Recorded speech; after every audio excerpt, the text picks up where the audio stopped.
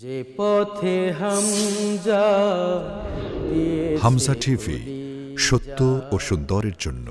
আসসালামু আলাইকুম ওয়া রাহমাতুল্লাহি ওয়া বারাকাতুহু। নাহমাদুহু ওয়া নুসাল্লি আলা রাসূলিহিল কারীম, আম্মা বাদ। আল্লাহ রাব্বুল আলামিনের শানে শুকরিয়া আদায় করছি, যিনি আমাদেরকে ঈদুল ফিতরে উপনীত করেছেন। সেই জন্য সবাইকে ঈদের শুভেচ্ছা জানাচ্ছি। ঈদ মুবারক।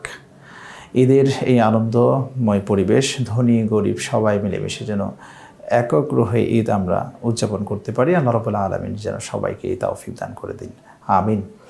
আজ আমরা আলোচনা করতে চাই সাদাকাতুল ফিতর নিয়ে।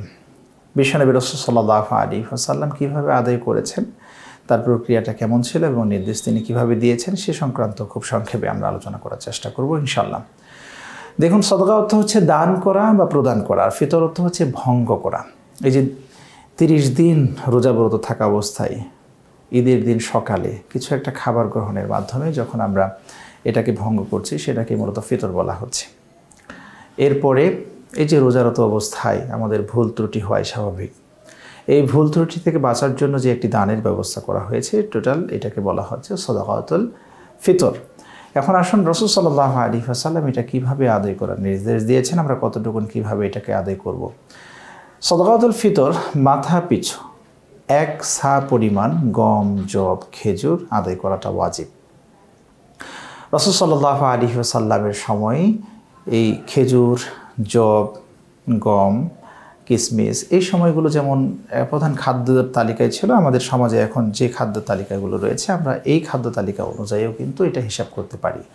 যেমন বর্তমানে বাংলাদেশ সরকার যেটি কাজ করেছেন, যে সর্বনিম্ন হলো 110 টাকা এবং সর্বোচ্চ 2810 টাকা ফিতরা নির্ণয় করেছেন। কিন্তু আপনি চাইলে আপনার জায়গা থেকে আপনি সর্বোচ্চটুকু দিতে পারেন, আপনার অর্থ সামর্থ্যের উপর এটা নির্ভর করছে। তবে মাথা পিছুর যে কথাটি রয়েছে এটিকে মাথায় রাখতে হবে। আপনি গোটা ফ্যামিলির 10 জন সদস্য রয়েছে, 10 জনের জন্য সর্বনিম্ন 110 টাকা দিয়ে দিলেন, বিষয়টা কিন্তু এমনটি নয়।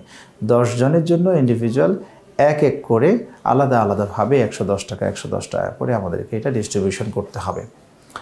সাটা কি, দেখুন যে 1 সা পরিমাণ একটা কথা আমরা শুনি। এই সা হলো বিশ্বনবী রাসূল সাল্লাল্লাহু আলাইহি ওয়াসাল্লামের জামানায় ফসল এবং শস্য, ফল ফলাদি মাপার এক ধরনের ঝুড়ি, এটা এভাবে করে নির্ণয় করা হতো। বর্তমান জামানায় 2 কেজি 40 গ্রাম বা কেউ 3 কেজির কথা, এই ধরনের মতানৈক্যর বিষয়গুলো রয়েছে। কিন্তু যেহেতু এটা ফিক্সড, সরকার তাদের স্কলারদের মাধ্যমে সুন্দরভাবে সবার সুবিধার জন্য নির্ণয় করে দেন, এটার উপরেই সাধারণ মানুষ মূলত এই ফিতরাটা আদায় করে থাকেন।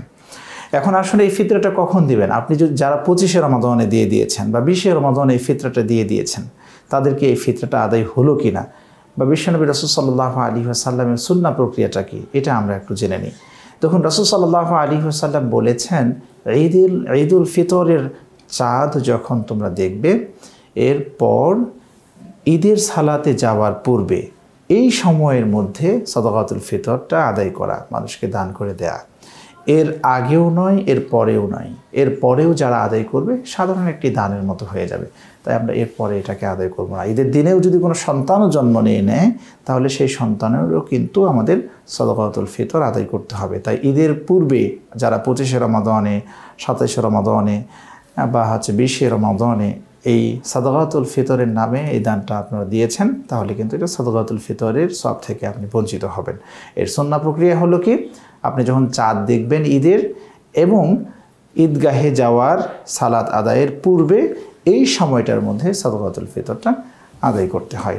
আল্লাহ রাব্বুল আলামিন যেন আমাদের এই সাদাকাতুল ফিতরের রাসূল সাল্লাল্লাহু আলাইহি ওয়াসাল্লামের সুন্নাহ প্রক্রিয়া অনুযায়ী আদায় করার তৌফিক দান করে দেন, আমিন। আসসালামু আলাইকুম ওয়া রাহমাতুল্লাহি তাআলা ওয়া বারাকাতুহু। যে পথে হামজা টিভি, সত্য ও সুন্দরের জন্য।